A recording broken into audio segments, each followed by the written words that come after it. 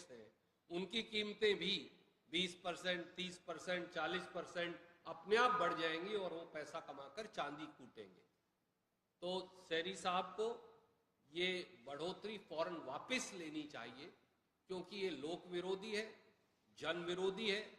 और सरकार का ये कहना कि वो गरीबों के हक में काम कर रहे हैं, असल में वो साधारण व्यक्ति का अपने मकान का मालिक बनने का जिंदगी में एक बार उस सपने को धराशाही कर रहे हैं।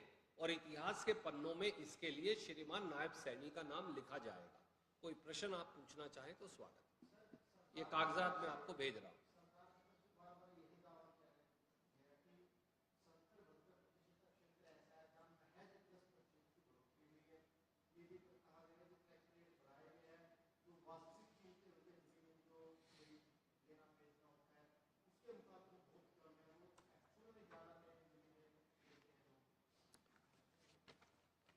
केवल अगर बयानबाजी से काम चल सकता तो एक अलग बात थी। मैं आपका ध्यान आकर्षित करूंगा,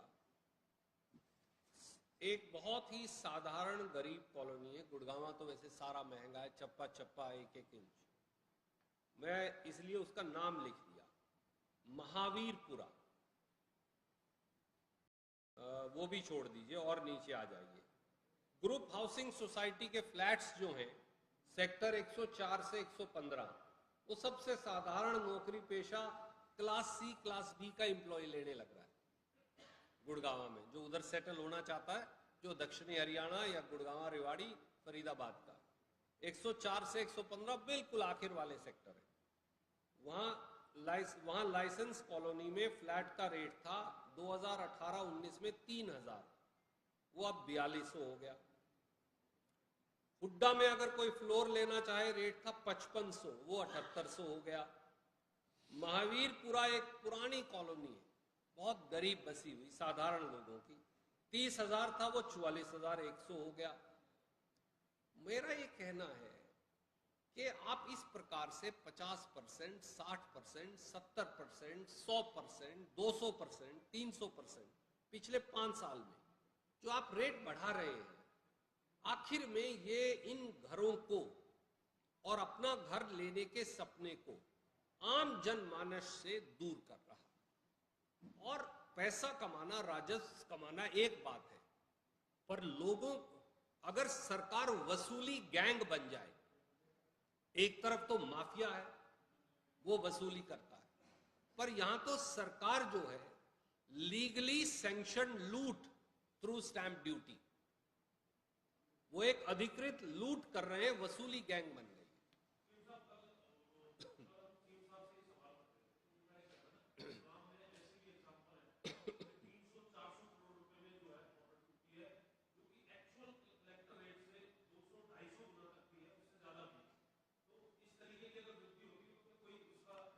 क्या मैं माननीय आप जितेंद्र जी, क्या मैं माननीय नायब सैनी जी से पूछ सकता हूं, क्या उन्होंने कभी section 47A Indian stamp act पढ़ा है? अगर कोई प्रॉपर्टी महंगी बिक रही है और वो अंडर वैल्यूड है तो नोटिस दे दीजिए, नोटिस देके वो स्टैंप ड्यूटी रिकवर कर लीजिए। पर किसी एक व्यक्ति की प्रॉपर्टी अगर महंगी बिकी है तो वो व्यक्ति जो पाकिस्तान से आया और गुड़गांव को अपना मकान बना लिया, अपनी रिहाइश बना ली, पंजाबी समुदाय के हमारे भाइयों ने, धानक समाज के बहुत सारे हमारे साथी वहां रहते हैं, 5 या 6 धानक बस्ती हैं, वाल्मीकि और रविदासिया समाज के हमारे साथी वहां रहते हैं, सैनी समाज के वहां बहुत सारे साथी रहते हैं, वहां अग्रवाल समाज के हमारे बहुत सारे साथियों ने पूरे हरियाणा से जाकर गुड़गांव को आशियाना बनाया। उनका क्या कसूर है? हरियाणा का कोई व्यापारी, दुकानदार, पंजाबी, अग्रवाल 500 करोड़ के फ्लैट नहीं खरीद रहा, तो कोई दिल्ली से आके अगर खरीद रहा है, भैया प्लीज खरीद लो, कोई दिक्कत नहीं है, किसी प्राइवेट बिल्डर से खरीदना है खरीदो। आप इनको क्यों मार रहे हो गरीबों को? ये सवाल है।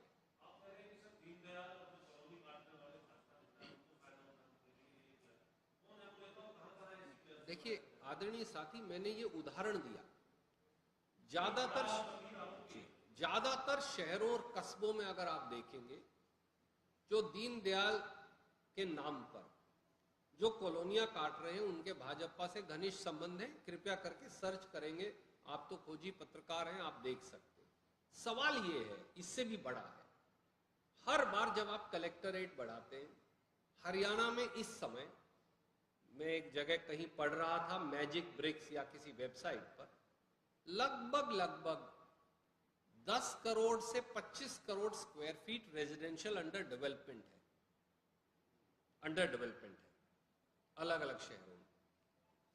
जैसे ही आप कलेक्टर रेट बढ़ा देते हैं 20%, कम से कम ले लीजिए, तो उस फ्लैट की या प्रॉपर्टी की कीमत 20% चढ़ जाती है। तो अब अगर मुझे या आपको कोई फ्लैट लेना है, तो मुझे उसका 20% कीमत और अतिरिक्त चुकानी पड़ेगी। सरकार को तो 6 या 7% स्टैंप ड्यूटी मिली ना, पर लोगों को 20% कीमत ज्यादा देनी पड़ी।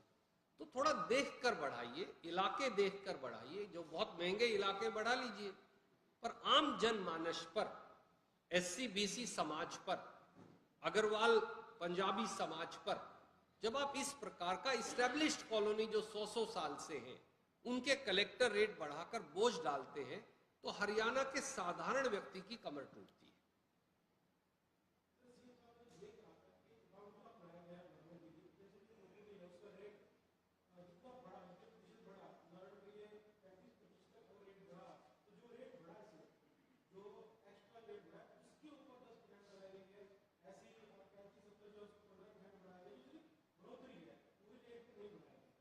वो फॉर्मूला कहाँ है? उनके दिमाग में है, किसी किताब में लिखा है, किसी आदेश में लिखा है, या उनके मन के अंदर बंद है? हमने तो कहीं देखा नहीं ऐसा कोई फॉर्मूला।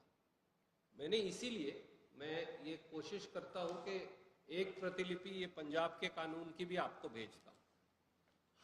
हर प्रांत के अंदर जब आप कलेक्टर रेट बढ़ाते हैं, तो उसका तर्क है, मापदंड है और आधार है। 3 चीजें, तर्क है, मापदंड है, आधार है। जिला लेवल पर 10 अधिकारियों की एक कमेटी है, उसमें कलेक्टर भी है, पर अकेले कलेक्टर नहीं है, उसमें PWD के अधिकारी हैं, पंचायती राज के अधिकारी हैं, हर जगह रेवेन्यू के अधिकारी हैं, उसमें फॉरेस्ट के अधिकारी हैं, दूसरे अधिकारी गण भी हैं, पब्लिक हेल्थ के अधिकारी भी हैं, दूसरे लोग भी हैं। ये सब बैठकर फिर वहां लिखा हुआ मापदंड है। अगर आप वो देखेंगे तो आप ये पाएंगे कि इतने फुट के बाद ये इजाफा होगा। हो सकता है कोई बहुत पुरानी कॉलोनी, ये 9 सेक्टर चंडीगढ़ बहुत पुराना है, पर यहां तो सब मकान पहले से बने हुए हैं। किसी व्यक्ति को जरूरत होगी या किसी के परिवार में किसी बड़े की मृत्यु हो गई तो ही वो बेच कर जाता, नहीं तो जाता ही नहीं। तो जब वो बेच कर जाएंगे तो उन पर इतना बोझ क्यों डाल रहे हैं आप? यहाँ कोई कमर्शियल एक्टिविटी थोड़ी हो रही है।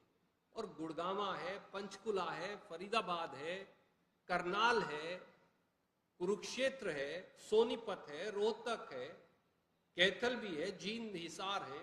इन सब शहरों में लोग रिटायरमेंट के बाद गांव से आकर शहरों में बसते। इन सब लोगों पर जो एक फ्लैट, एक 200 गज का मकान, एक 100 गज का मकान, एक 400 गज का मकान बनाते हैं, उन सब पर ये बोझ क्यों डाल रहे हैं? बात इतनी।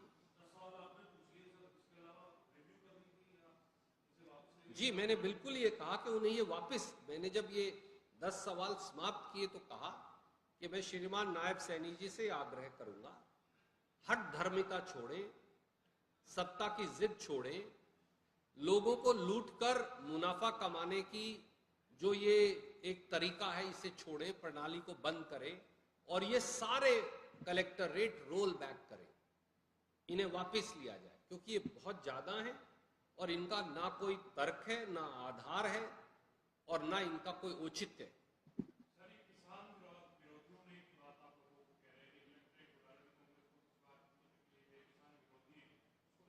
जैसा मैंने आपको बताया, मैं तो खुद एक किसान हूं, पर उसके साथ साथ क्योंकि अपनी बात का अध्ययन करके ही आपके समक्ष रखता हूं, सुप्रीम कोर्ट ने बार बार ये कहा है, मेरे जैसे कई साथी जिनके पास और एविडेंस नहीं था वो लगा देते, देखो जी ये कलेक्टर रेट है, ये तो दे ही दो मुझे। तो उन्होंने कहा कभी भी कलेक्टर रेट का कागज को हम नहीं मानेंगे आपकी जमीन की वैल्यू का आकलन करने के लिए। तो जब वो आधार ही नहीं तो झूठ क्यों बोल रहे हो? इसे बोलते हैं एक चोरी, एक सीना जोरी जो बीजेपी की सरकार कर रही है। वो बेवकूफ बनाने के लिए ये बात कह रहे हैं, पर ये बात ना तर्क संगत है ना कानून पर आधारित है।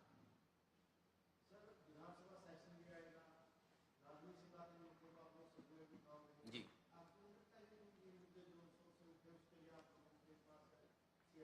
मुझे मालूम था आप घूम फिर कर वहीं पहुंच जाएंगे।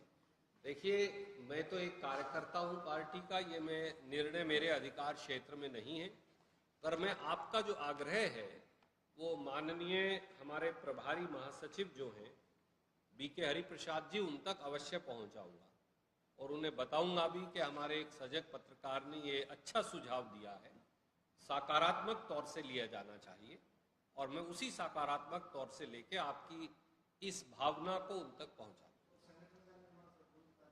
सब इसका निर्णय भी वही कर सकते हैं, क्योंकि संगठन का निर्णय राहुल गांधी जी खुद आए थे, वो प्रक्रिया जारी है। मुझे ये विश्वास है राहुल जी जब कोई बात कह देते हैं तो वो बात पूरी होती है।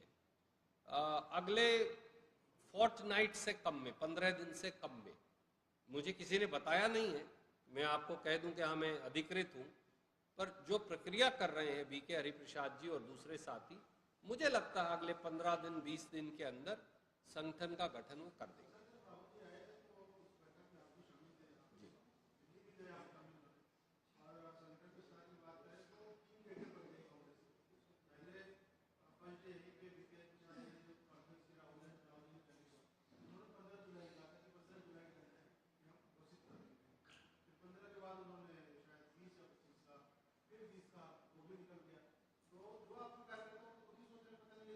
नहीं, देखिए 5, 7, 10 दिन 15 दिन आगे पीछे का कुछ ज़्यादा फर्क नहीं पड़ता। उनको भी अपनी ड्यू डिलिजेंस करनी है। मुझे लगता है कि जल्द वो निर्णय कर देंगे।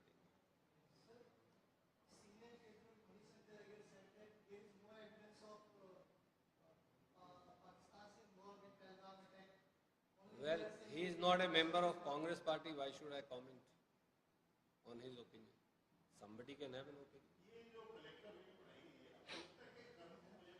आप भी ध्यान मत दीजिए। My advice to you is don't pay attention. उससे ध्यान भटकता है देश का। हाँ सर,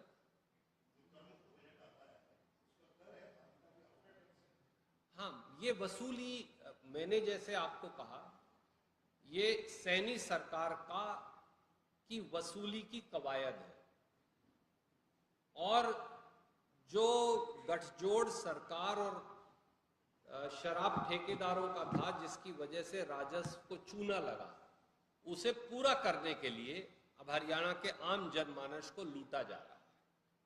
यही सच्चाई। धन्यवाद। क्यों?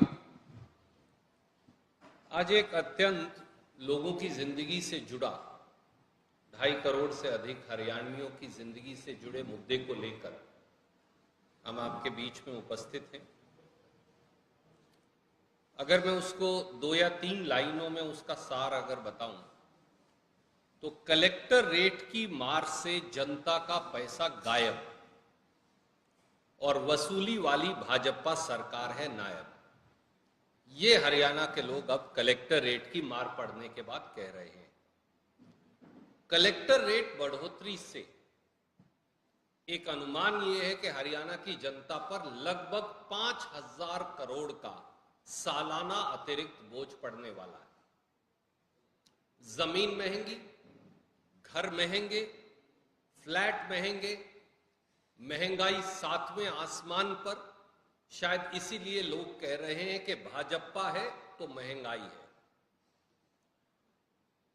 दोस्तों, जनता से लूट, लोगों में फूट और 24 घंटे झूठ, ये भाजपा सरकार ने 11 साल से ये सब कर हरियाणा को कंगाली का कबूतर बनाकर रख दिया है।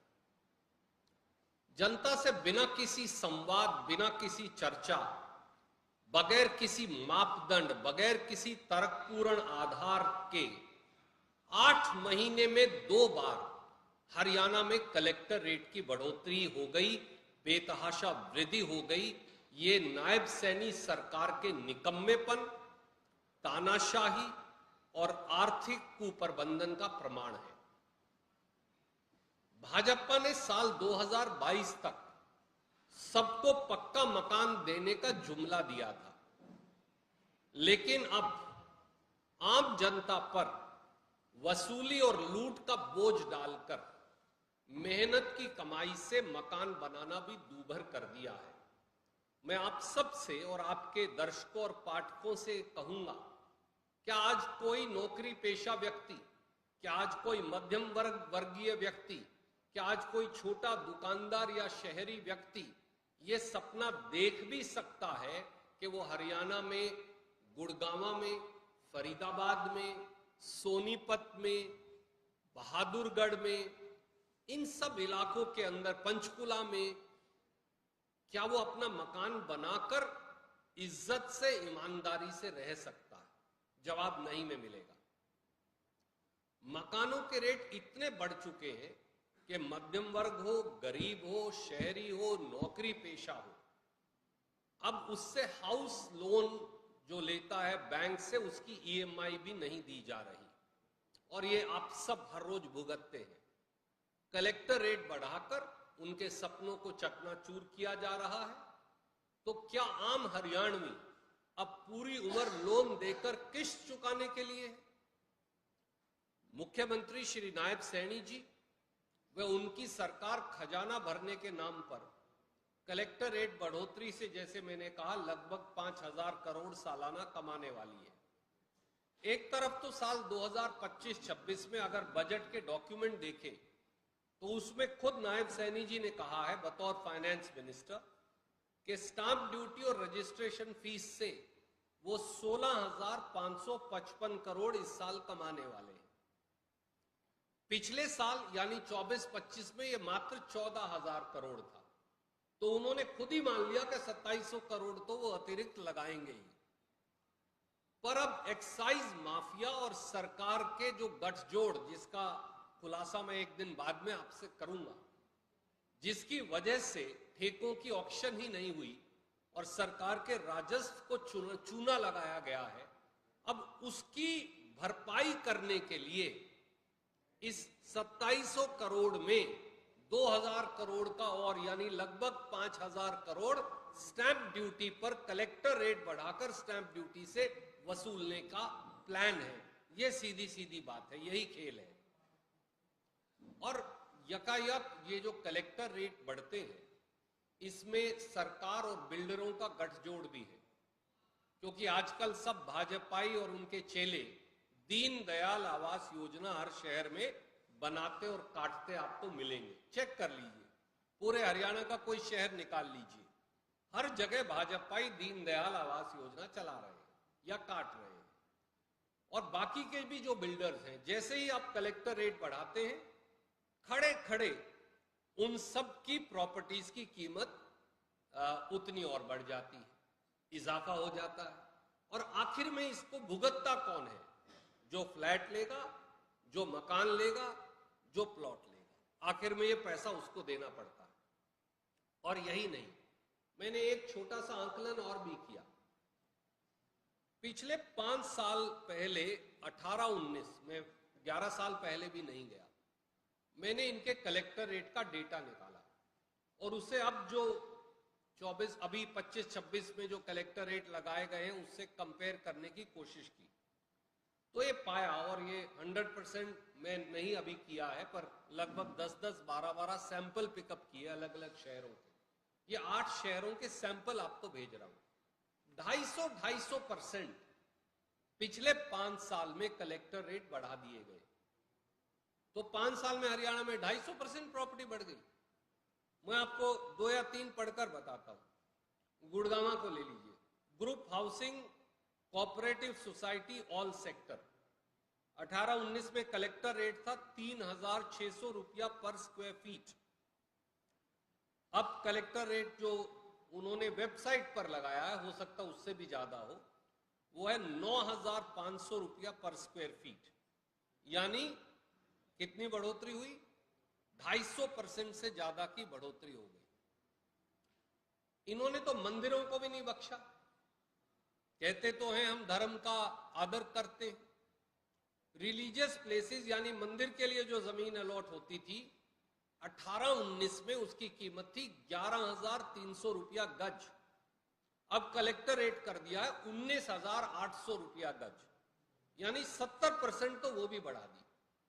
तो ना मंदिर को बख्शा, ना छोटे प्लॉट वाले को बख्शा, ना मकान वाले को बख्शा, ना फ्लैट वाले को बख्शा। और ये लगभग कहानी यही है। मैं एक और शहर का आपको उदाहरण देता हूं, वो फरीदाबाद। नचोली एक गांव है जो अब आबादी में आ गया है, जो वहां के रहने वाले साथी वो जानते हैं। वहां कलेक्टर रेट 18-19 में था 6,000 रुपया गज, आज है 14,000 रुपया गज, अब बढ़ाकर कर दिया। डीएलएफ इंडस्ट्रियल एरिया में लोग प्लॉट ले लेते थे, बहुत पुराना कटा हुआ, सबसे पुराना है, हमने भी बाद में बनाया था।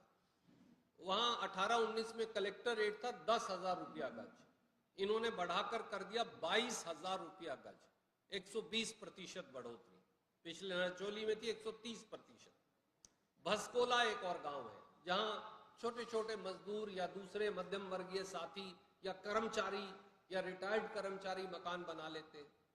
वहां भसकोला में रेजिडेंशियल रेट था 6,000 रुपया गज 18-19 में, अब हो गया 12,500 रुपया गज, यानी 110% का इजाफा 5 साल में।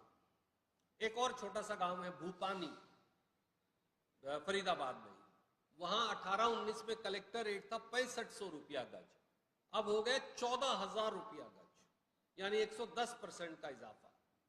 मेहवतपुर, हो सकता मैं थोड़ा प्रोनाउंसिएशन गलत हो, 6,000 रुपया गज 18-19 में था, अब हो गया 12,500 रुपया गज, 110%। और ये मैं लिस्ट आपको भेज रहा हूं। अब फरीदाबाद भी छोड़ दीजिए, एक करनाल का सैंपल बताता हूं। मॉडल टाउन तो खट्टर साहब खुद रहते थे वहां, उसके साथ ही, और शायद अभी भी उसके आसपास ही रहते। मॉडल टाउन में 18-19 में कलेक्टर रेट था 23,000 रुपया गज करनाल में, अब हो गया 55,000 रुपया गज, 240% का इजाफा। सुभाष कॉलोनी एक साधारण हमारे पाकिस्तान से जो पंजाबी भाई आए उनकी कॉलोनी, मैंने सोचा शायद उसको तो बख्श देंगे सैनी साहब।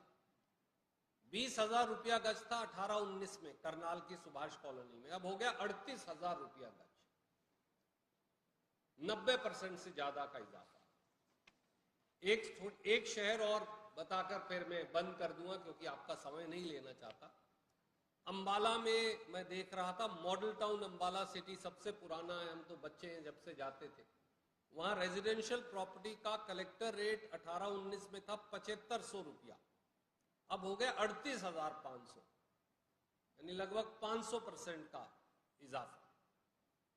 बैठक सोसाइटी है वहां एक रेजिडेंशियल, वहां 13,000 रुपया था 18-19 में, अब हो गया 42,000 रुपया, 310% इजाफा। यही बाकी कॉलोनीज की कहानी है। और अगर आप और थोड़े छोटे शहरों पे जाए, हिसार का मैंने एक उदाहरण आपको दिया है, भेज रहा हूं, 100% का इजाफा है। पंचकुला का एक पूरा मुझे डेटा मिला नहीं, पर जो मिला मैं कुछ गांव का भेज रहा हूं। कैथल और जींद का आपको भेज रहा हूं, पानीपत का आपको भेज रहा हूं। काफी है, आप चार्ट देख लेंगे तो वही 100%, 90%, 80%, 150%, ये औसत है पिछले 5 साल की। साथियों, मेरा आपसे और आपके माध्यम से आपके दर्शकों और पाठकों से इतना ही कहना है। हम मुख्यमंत्री श्री नायब सैनी और भाजपा सरकार से 10 सवाल पूछना चाहते हैं। पहला सवाल, भाजपा सरकार कलेक्टर रेट में अनाप शनाप बढ़ोतरी कर हरियाणा के नौकरी पेशा, मध्यम वर्ग, आम शहरी पर 5,000 करोड़ का अतिरिक्त बोझ क्यों डाल रही है? अगर सैनी साहब कहें 5,000 करोड़ नहीं है तो कृपया आगे आए और बताएं वो कितने हजार करोड़ है, क्योंकि मैंने ही दिखा दिया आपको 14,000 से 16,555 करोड़, तो लगभग 2,600 करोड़ तो वो लगाने ही वाले थे, और ये 20% वही मान रहे हैं कि इजाफा और हुआ। क्या ये सही नहीं कि हाल में बिजली दरों में भी 5,000 करोड़ बढ़ाए थे? मैंने जो रेगुलेटरी कमीशन की रिपोर्ट आपको दिखाई थी यहीं पर, इसी मंथ से। तो 5,000 करोड़ बिजली के बढ़ा दिए, 5,000 करोड़ स्टैंप ड्यूटी के बढ़ा दिए। भैया हरियाणा के लोग कहां जाएं?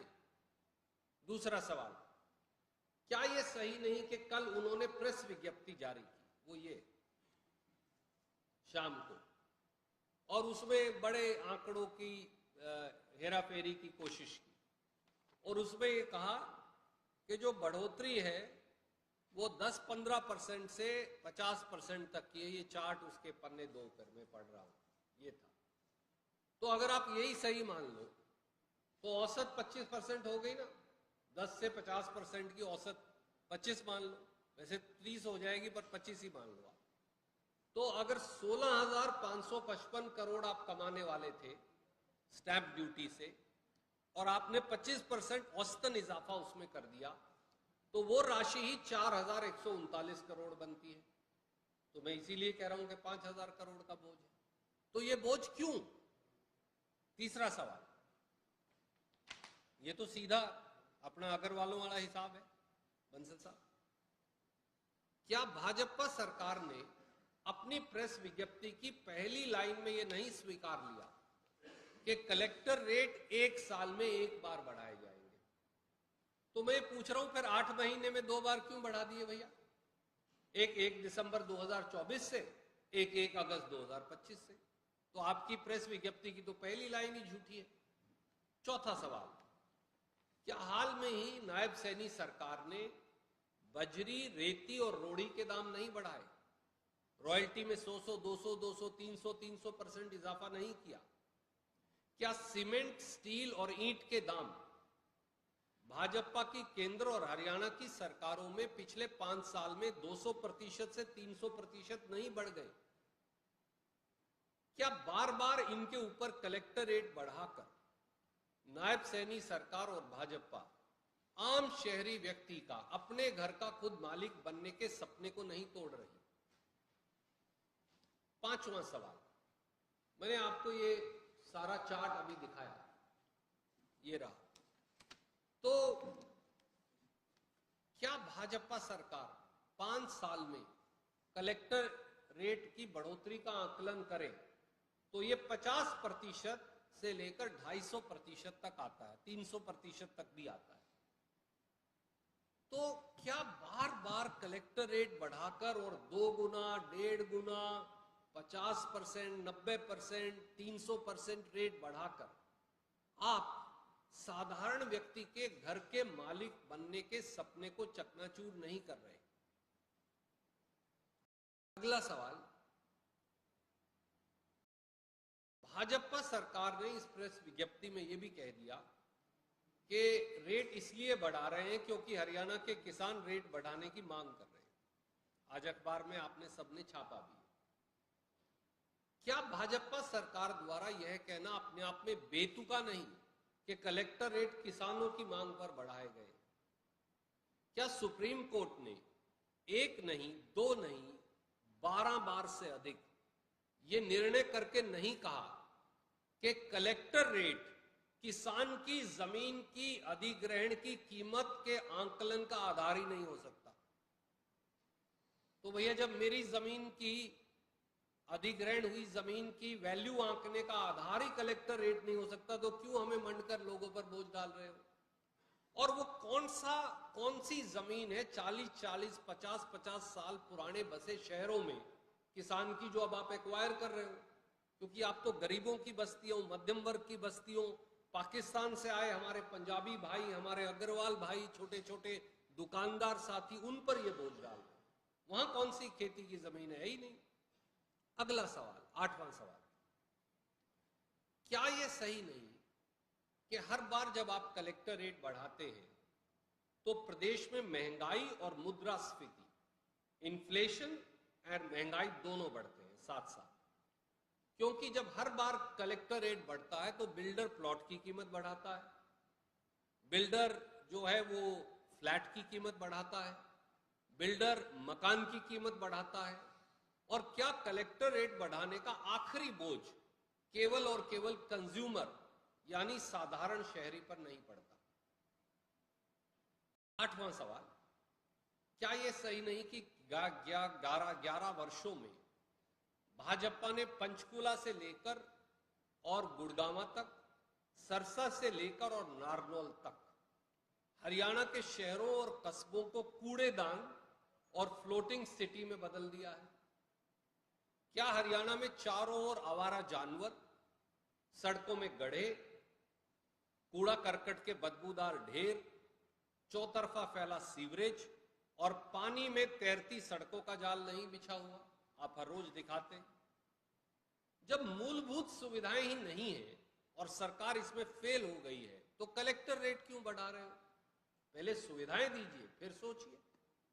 9वां सवाल, क्या नायब सैनी सरकार यह बताएगी कि बार बार कलेक्टर रेट बढ़ाने का आधार क्या है, तर्क क्या है, मापदंड क्या है? मैंने कोशिश की है जानने की कि बाकी हिंदुस्तान में क्या होता है, तो हमारे पड़ोसी प्रांत सबसे पहले पंजाब में ही देखा। उन्होंने बाकायदा अपने स्टैंप रूल्स को अमेंड कर दिया और वहां रूल 3A ऐड किया। उसमें एक कमेटी बनाई 9 अधिकारियों की और लगभग 22 मापदंड और तर्क बनाए कि ये कमेटी इन तर्कों और मापदंडों पर आकलन करेगी और तब रेट बढ़ाने का निर्णय करेगी। मैंने दिल्ली में देखने की कोशिश की, वहां भी यही है। जब सब प्रांतों ने ये कानून, तर्क, मापदंड, आधार बना रखा है तो तर्क विहीन तरीके से केवल पैसा इकट्ठा करने के लिए नायब सैनी जी कलेक्टर रेट क्यों बढ़ा रहे हैं? और 10वां और आखिरी सवाल, जिसके बारे में मैंने पहले भी कहा था कि क्या कलेक्टर रेट की बढ़ोतरी दीनदयाल आवास योजना और कॉलोनियां काट रहे भाजपाइयों को पैसा कमवाने का साधन है? क्योंकि कलेक्टर रेट बढ़ते ही उनके ऑनगोइंग जो प्रोजेक्ट्स हैं उनकी कीमतें भी 20%, 30%, 40% अपने आप बढ़ जाएंगी और वो पैसा कमाकर चांदी कूटेंगे। तो सैनी साहब को ये बढ़ोतरी फौरन वापस लेनी चाहिए, क्योंकि ये लोक विरोधी है, जन विरोधी है। और सरकार का ये कहना कि वो गरीबों के हक में काम कर रहे हैं, असल में वो साधारण व्यक्ति का अपने मकान का मालिक बनने का, जिंदगी में एक बार उस सपने को धराशायी कर रहे हैं। और इतिहास के पन्नों में इसके लिए श्रीमान नायब सैनी का नाम लिखा जाएगा। कोई प्रश्न आप पूछना चाहें तो स्वागत। ये कागजात मैं आपको भेज रहा हूं।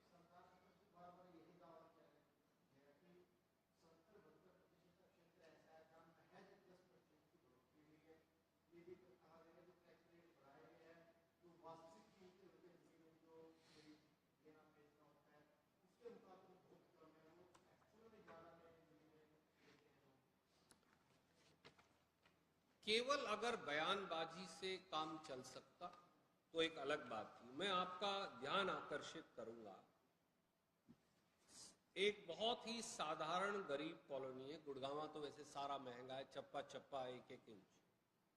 मैं इसलिए उसका नाम लिख दिया, महावीरपुरा। वो भी छोड़ दीजिए और नीचे आ जाइए। ग्रुप हाउसिंग सोसाइटी के फ्लैट्स जो हैं सेक्टर 104 से 115, वो सबसे साधारण नौकरी पेशा क्लास सी क्लास डी का एम्प्लॉय लेने लग रहा है गुड़गांव में, जो उधर सेटल होना चाहता है, जो दक्षिणी हरियाणा या गुड़गांव, रेवाड़ी, फरीदाबाद का। 104 से 115 बिल्कुल आखिर वाले सेक्टर है। वहां लाइसेंस कॉलोनी में फ्लैट का रेट था 2018-19 में 3000, वो अब 4200 हो गया। हुड्डा में अगर कोई फ्लोर लेना चाहे रेट था 5500, वो 7800 हो गया। महावीरपुरा एक पुरानी कॉलोनी है, बहुत गरीब बसी हुई साधारण लोगों की, 30,000 था, वो 44,100 हो गया। मेरा ये कहना है कि आप इस प्रकार से 50%, 60%, 70%, 100%, 200%, 300% पिछले 5 साल में जो आप रेट बढ़ा रहे हैं, आखिर में ये इन घरों को और अपना घर लेने के सपने को आम जनमानस से दूर कर रहा है। और पैसा कमाना, राजस्व कमाना एक बात है, पर लोगों, अगर सरकार वसूली गैंग बन जाए, एक तरफ तो माफिया है वो वसूली करता है, पर यहां तो सरकार जो है लीगली सैंक्शन लूट थ्रू स्टैंप ड्यूटी। वो एक अधिकृत लूट कर रहे हैं, वसूली गैंग बन गई।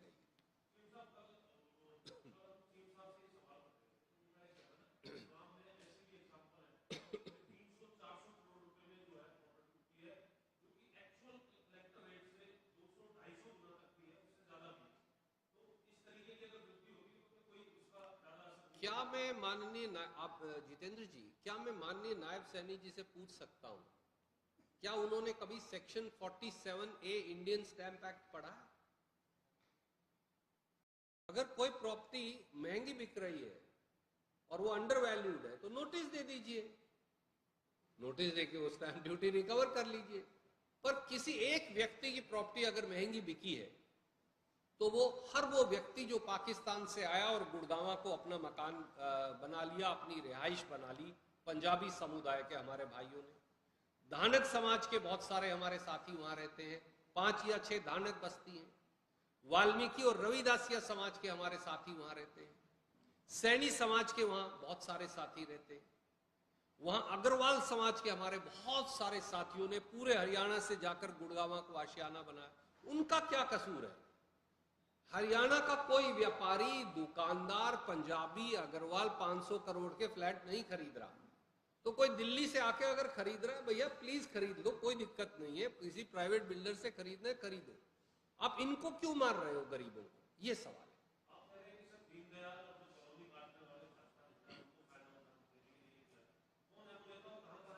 देखिए आदरणीय साथी, मैंने ये उदाहरण दिया,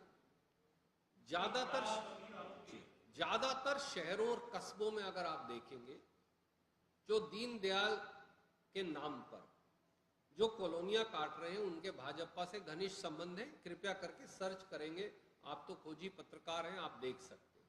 सवाल ये है, इससे भी बड़ा है, हर बार जब आप कलेक्टरेट बढ़ाते हैं, हरियाणा में इस समय, मैं एक जगह कहीं पढ़ रहा था, मैजिक ब्रिक्स या किसी वेबसाइट पर, लगभग 10 करोड़ से 25 crore square feet residential under development है, अलग अलग शहरों में। जैसे ही आप कलेक्टर रेट बढ़ा देते हैं 20%, कम से कम ले लीजिए, तो उस फ्लैट की या प्रॉपर्टी की कीमत 20% चढ़ जाती है। तो अब अगर मुझे या आपको कोई फ्लैट लेना है, तो मुझे उसका 20% कीमत और अतिरिक्त चुकानी पड़ेगी। सरकार को तो 6 या 7% स्टैंप ड्यूटी मिली ना, पर लोगों को 20% कीमत ज्यादा देनी पड़ी। तो थोड़ा देखकर बढ़ाइए, इलाके देखकर बढ़ाइए, जो बहुत महंगे इलाके बढ़ा लीजिए, पर आम जनमानस पर, SC BC समाज पर, अग्रवाल पंजाबी समाज पर जब आप इस प्रकार का इस्टेब्लिश्ड कॉलोनी जो 100 साल से हैं, उनके कलेक्टर रेट बढ़ाकर बोझ डालते हैं, तो हरियाणा के साधारण व्यक्ति की कमर टूटती है।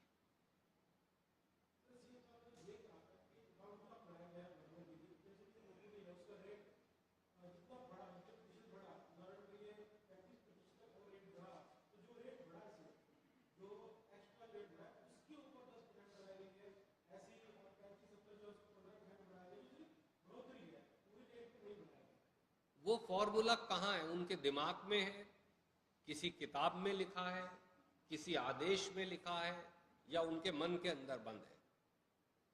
हमने तो कहीं देखा नहीं ऐसा कोई फॉर्मूला। मैंने इसीलिए मैं ये कोशिश करता हूं कि एक प्रतिलिपि ये पंजाब के कानून की भी आपको भेजता हूं।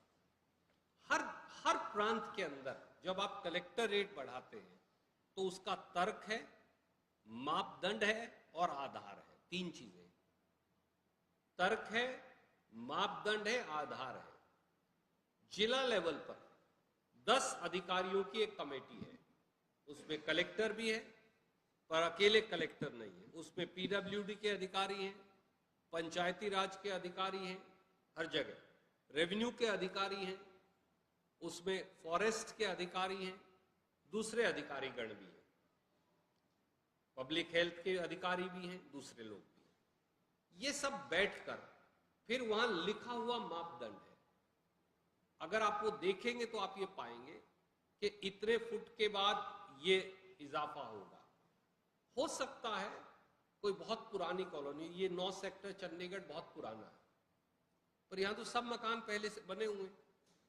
किसी व्यक्ति को जरूरत होगी या किसी के परिवार में किसी बड़े की मृत्यु हो गई तो ही वो बेच कर जाता, नहीं तो जाता ही नहीं।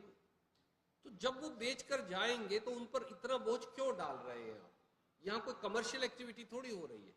और गुड़गांवा है, पंचकुला है, फरीदाबाद है, करनाल है, कुरुक्षेत्र है, सोनीपत है, रोहतक है, कैथल भी है, जींद, हिसार है।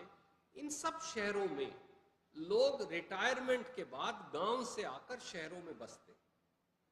इन सब लोगों पर जो एक फ्लैट, एक 200 गज का मकान, एक 100 गज का मकान, एक 400 गज का मकान बनाते हैं, उन सब पर ये बोझ क्यों डाल रहे हैं? बात इतनी। जी, मैंने बिल्कुल ये कहा कि उन्हें ये वापस, मैंने जब ये 10 सवाल समाप्त किए तो कहा कि मैं श्रीमान नायब सैनी जी से आग्रह करूंगा, हट धर्मिता छोड़ें, सत्ता की जिद छोड़ें, लोगों को लूटकर मुनाफा कमाने की जो ये एक तरीका है इसे छोड़ें, प्रणाली को बंद करें और ये सारे कलेक्टरेट रोल बैक करें, इन्हें वापस लिया जाए, क्योंकि ये बहुत ज्यादा है और इनका ना कोई तर्क है, ना आधार है और ना इनका कोई औचित्य है।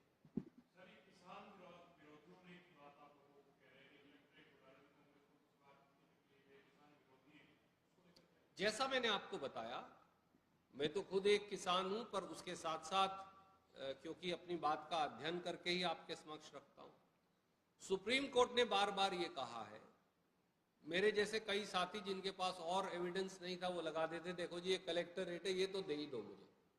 तो उन्होंने कहा कभी भी कलेक्टर रेट का कागज को हम नहीं मानेंगे आपकी जमीन की वैल्यू का आकलन करने के लिए। तो जब वो आधार ही नहीं तो झूठ क्यों बोल रहे हो? इसे बोलते हैं एक चोरी, एक सीना जोरी जो बीजेपी की सरकार कर रही है। वो बेवकूफ बनाने के लिए ये बात कह रहे हैं, पर ये बात ना तर्क संगत है ना कानून पर आधारित है।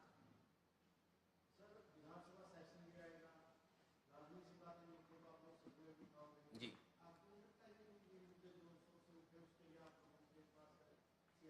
मुझे मालूम था आप घूम फिर कर वहीं पहुंच जाएंगे।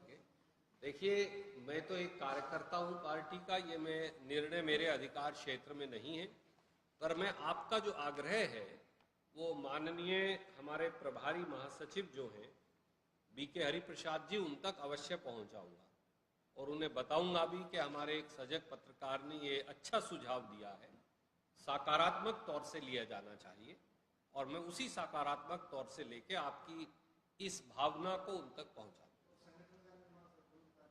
सब इसका निर्णय भी वही कर सकते हैं, क्योंकि संगठन का निर्णय राहुल गांधी जी खुद आए थे, वो प्रक्रिया जारी है। मुझे ये विश्वास है राहुल जी जब कोई बात कह देते हैं तो वो बात पूरी होती है।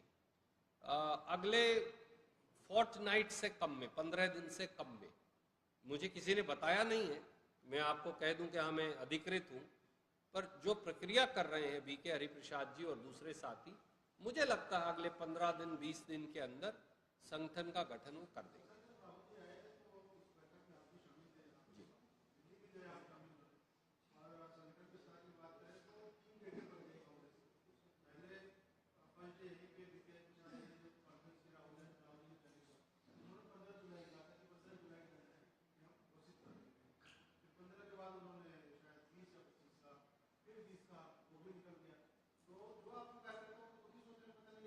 नहीं, देखिए 5, 7, 10 दिन, 15 दिन आगे पीछे का कुछ ज़्यादा फर्क नहीं पड़ता। उनको भी अपनी ड्यू डिलिजेंस करनी है। मुझे लगता है कि जल्द वो निर्णय कर देंगे।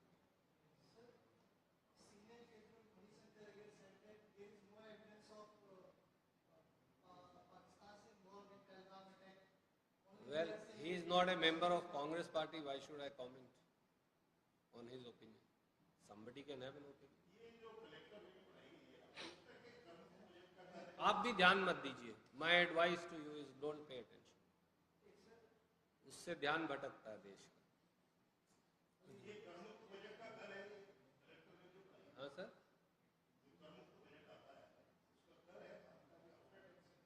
हाँ ये वसूली, मैंने जैसे आपको कहा, ये सैनी सरकार का की वसूली की कवायद है।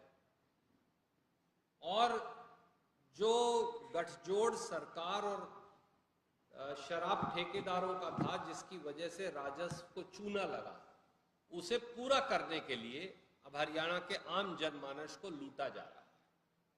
यही सच्चाई। धन्यवाद। क्यों?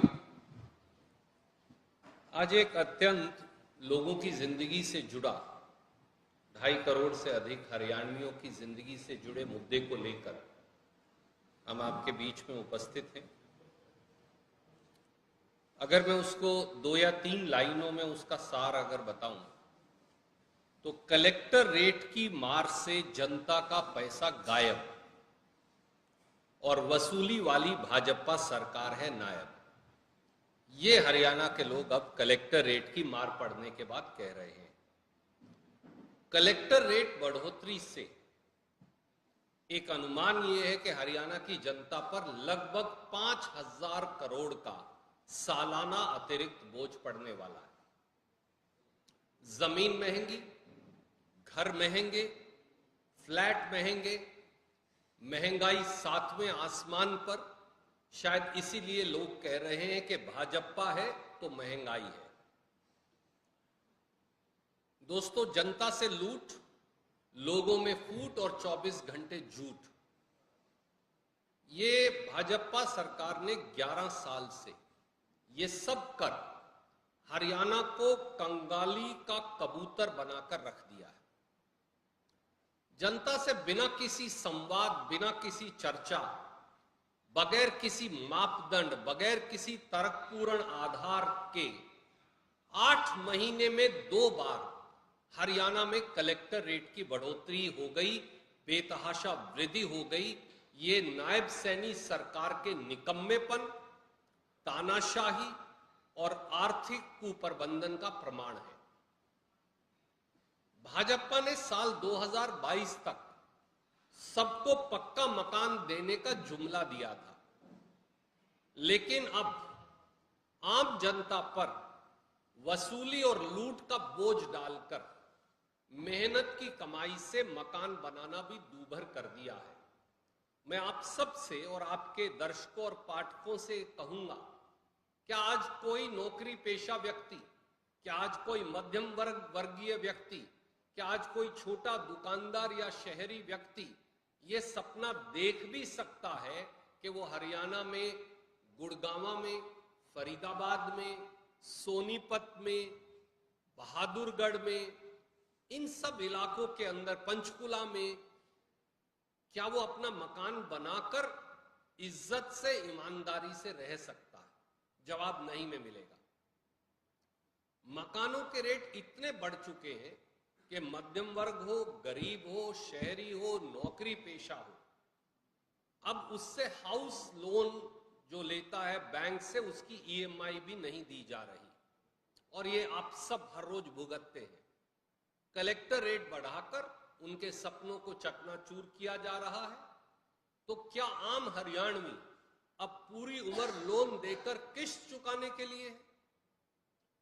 मुख्यमंत्री श्री नायब सैनी जी व उनकी सरकार खजाना भरने के नाम पर कलेक्टर रेट बढ़ोतरी से, जैसे मैंने कहा, लगभग 5,000 करोड़ सालाना कमाने वाली है।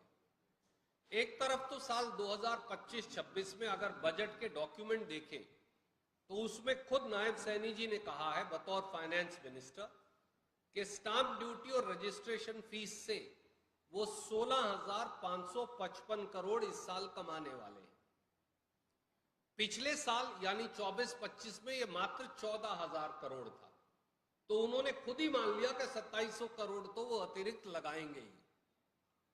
पर अब एक्साइज माफिया और सरकार के जो गठजोड़, जिसका खुलासा मैं एक दिन बाद में आपसे करूंगा, जिसकी वजह से ठेकों की ऑक्शन ही नहीं हुई और सरकार के राजस्व को चूना लगाया गया है, अब उसकी भरपाई करने के लिए इस 2700 करोड़ में 2,000 करोड़ का और यानी लगभग 5,000 करोड़ स्टैंप ड्यूटी पर कलेक्टर रेट बढ़ाकर स्टैंप ड्यूटी से वसूलने का प्लान है। यह सीधी सीधी बात है, यही खेल है। और यकायक ये जो कलेक्टर रेट बढ़ते हैं, इसमें सरकार और बिल्डरों का गठजोड़ भी है, क्योंकि आजकल सब भाजपाई और उनके चेले दीनदयाल आवास योजना हर शहर में बनाते और काटते आपको मिलेंगे। चेक कर लीजिए, पूरे हरियाणा का कोई शहर निकाल लीजिए, हर जगह भाजपाई दीनदयाल आवास योजना चला रहे हैं या काट रहे हैं। और बाकी के भी जो बिल्डर्स हैं, जैसे ही आप कलेक्टर रेट बढ़ाते हैं, खड़े खड़े उन सब की प्रॉपर्टीज की कीमत उतनी और बढ़ जाती है, इजाफा हो जाता है। और आखिर में इसको भुगतता कौन है? जो फ्लैट लेगा, जो मकान लेगा, जो प्लॉट लेगा, आखिर में ये पैसा उसको देना पड़ता है। और यही नहीं, मैंने एक छोटा सा आंकलन और भी किया। पिछले 5 साल पहले 18-19 में, 11 साल पहले भी नहीं गया, मैंने इनके कलेक्टर रेट का डेटा निकाला और उसे अब जो 24 अभी 25-26 में जो कलेक्टर रेट लगाए गए हैं उससे कंपेयर करने की कोशिश की, तो ये पाया, और ये 100% मैं नहीं अभी किया है, पर लगभग 10-10, 12-12 सैंपल पिकअप किए अलग अलग शहरों के। ये 8 शहरों के सैंपल आपको भेज रहा हूं।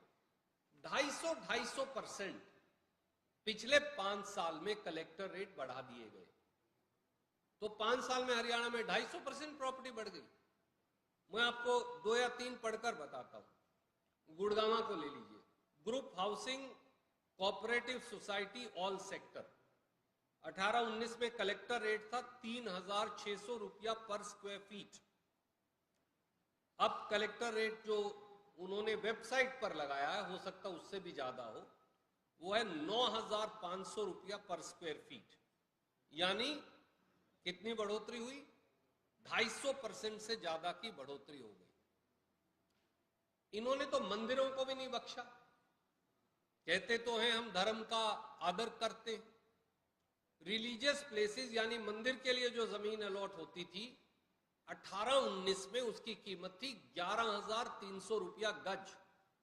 अब कलेक्टर रेट कर दिया है 19,800 रुपया गज, यानी 70% तो वो भी बढ़ा दी। तो ना मंदिर को बख्शा, ना छोटे प्लॉट वाले को बख्शा, ना मकान वाले को बख्शा, ना फ्लैट वाले को बख्शा। और ये लगभग कहानी यही है। मैं एक और शहर का आपको उदाहरण देता हूं, वो फरीदाबाद। नचोली एक गांव है जो अब आबादी में आ गया है, जो वहां के रहने वाले साथी वो जानते हैं। वहां कलेक्टर रेट 18-19 में था 6,000 रुपया गज, आज है 14,000 रुपया गज, अब बढ़ाकर कर दिया। डीएलएफ इंडस्ट्रियल एरिया में लोग प्लॉट ले लेते थे, बहुत पुराना कटा हुआ, सबसे पुराना है, हमने भी बाद में बनाया था। वहां 18-19 में कलेक्टर रेट था 10,000 रुपया गज, इन्होंने बढ़ाकर कर दिया 22,000 रुपया गज, 120% बढ़ोतरी। पिछले नचोली में थी 130%। भसकोला एक और गांव है जहां छोटे छोटे मजदूर या दूसरे मध्यम वर्गीय साथी या कर्मचारी या रिटायर्ड कर्मचारी मकान बना लेते। वहां भसकोला में रेजिडेंशियल रेट था 6,000 रुपया गज 18-19 में, अब हो गया 12,500 रुपया गज, यानी 110% का इजाफा 5 साल में। एक और छोटा सा गांव है भूपानी, फरीदाबाद में, वहां 18-19 में कलेक्टर रेट था 6500 रुपया गज, अब हो गए 14,000 रुपया गज, यानी 110% का इजाफा। मेहवतपुर, हो सकता मैं थोड़ा प्रोनाउंसिएशन गलत हो, 6,000 रुपया गज 18-19 में था, अब हो गया 12,500 रुपया गज, 110%। और ये मैं लिस्ट आपको भेज रहा हूं। अब फरीदाबाद भी छोड़ दीजिए, एक करनाल का सैंपल बताता हूं। मॉडल टाउन तो खट्टर साहब खुद रहते थे वहां, उसके साथ ही, और शायद अभी भी उसके आसपास ही रहते। मॉडल टाउन में 18-19 में कलेक्टर रेट था 23,000 रुपया गज करनाल में, अब हो गया 55,000 रुपया गज, 240% का इजाफा। सुभाष कॉलोनी एक साधारण हमारे पाकिस्तान से जो पंजाबी भाई आए उनकी कॉलोनी, मैंने सोचा शायद उसको तो बख्श देंगे सैनी साहब। 20,000 रुपया गज था 18-19 में करनाल की सुभाष कॉलोनी में, अब हो गया 38,000 रुपया गज, 90% से ज्यादा का इजाफा। एक शहर और बताकर फिर मैं बंद कर दूंगा क्योंकि आपका समय नहीं लेना चाहता। अंबाला में मैं देख रहा था, मॉडल टाउन अंबाला सिटी सबसे पुराना है, हम तो बच्चे हैं जब से जाते थे। वहां रेजिडेंशियल प्रॉपर्टी का कलेक्टर रेट 18-19 में था 7500 रुपया, अब हो गया 38,500, यानी लगभग 500% का इजाफा। बैठक सोसाइटी है वहां एक रेजिडेंशियल, वहां 13,000 रुपया था 18-19 में, अब हो गया 42,000 रुपया, 310% इजाफा। यही बाकी कॉलोनीज की कहानी है। और अगर आप और थोड़े छोटे शहरों पे जाए, हिसार का मैंने एक उदाहरण आपको दिया है, भेज रहा हूं, 100% का इजाफा है। पंचकुला का एक पूरा मुझे डेटा मिला नहीं, पर जो मिला मैं कुछ गांव का भेज रहा हूं, कैथल और जींद का आपको भेज रहा हूं, पानीपत का आपको भेज रहा हूं। काफी है, आप चार्ट देख लेंगे तो वही 100%, 90%, 80%, 150%, ये औसत है पिछले 5 साल की। साथियों, मेरा आपसे और आपके माध्यम से आपके दर्शकों और पाठकों से इतना ही कहना है, हम मुख्यमंत्री श्री नायब सैनी और भाजपा सरकार से 10 सवाल पूछना चाहते हैं। पहला सवाल, भाजपा सरकार कलेक्टर रेट में अनाप शनाप बढ़ोतरी कर हरियाणा के नौकरी पेशा, मध्यम वर्ग, आम शहरी पर 5,000 करोड़ का अतिरिक्त बोझ क्यों डाल रही है? अगर सैनी साहब कहें ये 5,000 करोड़ नहीं है तो कृपया आगे आए और बताएं वो कितने हजार करोड़ है, क्योंकि मैंने ही दिखा दिया आपको 14,000 से 16,555 करोड़, तो लगभग 2,600 करोड़ तो वो लगाने ही वाले थे, और ये 20% वही मान रहे हैं कि इजाफा और हुआ। क्या ये सही नहीं कि हाल में बिजली दरों में भी 5,000 करोड़ बढ़ाए थे? मैंने जो रेगुलेटरी कमीशन की रिपोर्ट आपको दिखाई थी यहीं पर इसी मंथ से, तो 5,000 करोड़ बिजली के बढ़ा दिए, 5,000 करोड़ स्टैंप ड्यूटी के बढ़ा दिए। भैया हरियाणा के लोग कहां जाएं? दूसरा सवाल, क्या यह सही नहीं कि कल उन्होंने प्रेस विज्ञप्ति जारी की, वो ये शाम को, और उसमें बड़े आंकड़ों की हेराफेरी की कोशिश की, और उसमें ये कहा कि जो बढ़ोतरी है वो 10-15% से 50% तक की है। ये चार्ट उसके पन्ने 2 पर मैं पढ़ रहा हूं, ये था। तो अगर आप यही सही मान लो तो औसत 25% हो गई ना, 10 से 50% की औसत 25 मान लो, वैसे 30 हो जाएगी पर 25 ही मान लो आप। तो अगर 16,555 करोड़ आप कमाने वाले थे स्टैंप ड्यूटी से, और आपने 25% औसतन इजाफा उसमें कर दिया, तो वो राशि ही 4,139 करोड़ बनती है। तो मैं इसीलिए कह रहा हूं कि 5,000 करोड़ का बोझ है। तो ये बोझ क्यों? तीसरा सवाल, ये तो सीधा अपना अग्रवालों वाला हिसाब है बंसल साहब। क्या भाजपा सरकार ने अपनी प्रेस विज्ञप्ति की पहली लाइन में यह नहीं स्वीकार लिया कि कलेक्टर रेट 1 साल में 1 बार बढ़ाए जाएंगे? तो मैं पूछ रहा हूं फिर 8 महीने में 2 बार क्यों बढ़ा दिए भैया? एक 1 दिसंबर 2024 से, एक 1 अगस्त 2025 से। तो आपकी प्रेस विज्ञप्ति की तो पहली लाइन ही झूठी है। चौथा सवाल, क्या हाल में ही नायब सैनी सरकार ने बजरी, रेती और रोड़ी के दाम नहीं बढ़ाए? रॉयल्टी में 100, 200, 200, 300, 300% इजाफा नहीं किया? क्या सीमेंट, स्टील और ईंट के दाम भाजपा की केंद्र और हरियाणा की सरकारों में पिछले 5 साल में 200% से 300% नहीं बढ़ गए? क्या बार बार इनके ऊपर कलेक्टर रेट बढ़ाकर नायब सैनी सरकार और भाजपा आम शहरी व्यक्ति का अपने घर का खुद मालिक बनने के सपने को नहीं तोड़ रही? पांचवां सवाल, मैंने आपको ये सारा चार्ट अभी दिखाया, ये रहा। तो क्या भाजपा सरकार